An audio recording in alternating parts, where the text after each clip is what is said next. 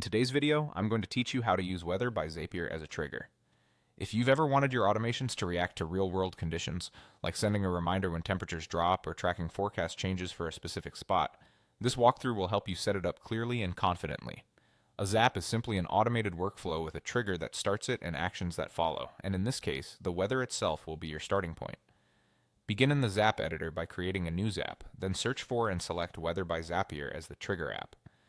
Choosing this tells Zapier to watch the weather data feed instead of watching another app, so your workflow will fire when the specified weather conditions are met. Next, choose the event from the dropdown. Pick the option that best aligns with your goal. Consider whether you need something based on current conditions or something forecast-driven. This selection determines exactly what kind of weather data Zapier gathers and when the trigger can run, so choose the one that matches how you intend to use the information. Now provide the location. Weather by Zapier uses latitude and longitude for accuracy. Enter the coordinates in decimal format. If you don't know them, use a reliable latitude and longitude finder and copy the numbers directly. Double check you haven't swapped latitude and longitude and watch for negative signs for western and southern hemispheres. Even a small typo can move your trigger far from the intended area, so accuracy here really matters. Then select your units. Choose Fahrenheit for imperial units or Celsius for metric.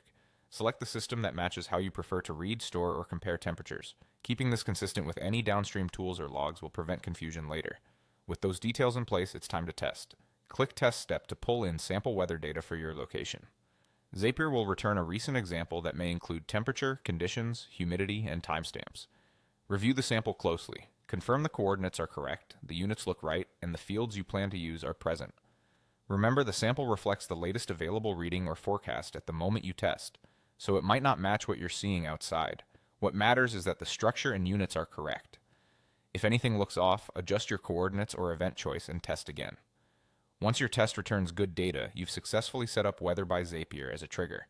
From here, you're ready to continue building the rest of your Zap, confident it will fire based on the exact location and units you selected. Thanks for watching and happy automating.